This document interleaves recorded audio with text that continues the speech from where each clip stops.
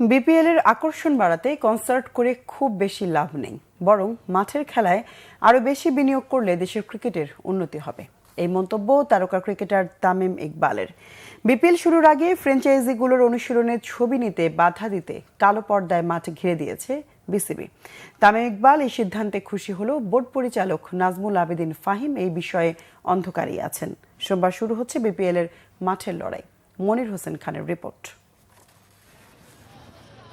BPL যতটা ঢাক ঢাক গুড়গুড় বাজে না ততটা।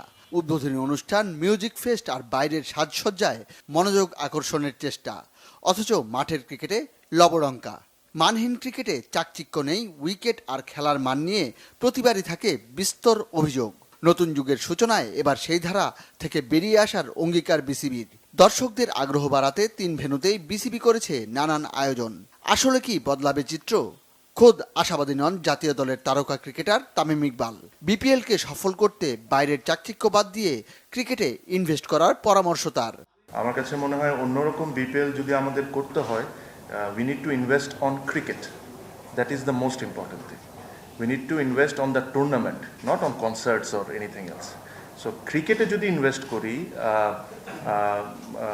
আর টুর্নামেন্টে যদি ইনভেস্ট করি, তখন আমরা বলতে পারবো যে এটা নতুন করে বিপিএল এর ঘন্টা বেজে গেছে, মাঠের লড়াইয়ের প্রস্তুতি চলছে দলগুলোর। সেই প্রস্তুতি কাভার করতে ক্রিকেট পাড়ায় মিডিয়ার ভিড়, অথচ কাভারেজটাই চায় না অনেক দল। কিছু খেলোয়াড়ের অভিযোগ, ভিডিও করলে ব্যাঘাত ঘটে মনোযোগে। তাদের চাওয়া মেটাতে একাডেমি মাঠ ঢেকে দেওয়া হয়েছে কালো পর্দায়। মিডিয়াকে বাধা দেয়ায় খুশি তামিম ইকবাল, যদিও আফিফ বলছেন মিডিয়ার কাজে মনোযোগে ব্যাঘাত ঘটে না তার। আমার ফোকাসটা প্র্যাকটিসেই ছিল, আমি এদিকে অবশ্য অতটা খেয়াল করি নাই। সো এখানে যে জিনিসটা খেয়াল করি না, এটা নিয়ে আমার অতটা বলা ঠিক হবে না। আমার ফোকাসটা প্র্যাকটিসে ছিল, আমি আর কিছুতে ফোকাস দেইনি, তো আমার মনে হয় না আমি ডিস্টার্ব ফিল করি। আমাদের বরিশাল থেকে অবজেকশন জানানো হয়নি এতটুকু শিওর, বাট আপনি যদি আমাকে ব্যক্তিগতভাবে জিজ্ঞেস করেন, I am very happy with this setup. এই বিষয়ে অনেকটাই অন্ধকারে বিসিবি পরিচালক নাজমুল আবেদিন ফাহিম। আশ্বাস দিলেন প্রতিকারের। খেলোয়াড়দের কাছ থেকে এসছে, তারা এখানে একটু প্রাইভেসি চাচ্ছে, তারা এখান থেকে প্রাইভেসি চাচ্ছে। যদি হয়ে থাকে আমরা এটা ফার্দার ভেরিফাই করতে পারবো। ডেফিনেটলি আমরা চাইবো যে মিডিয়া যেন সহজে কাভার করতে পারে, এটা ডেফিনেটলি চাইবো।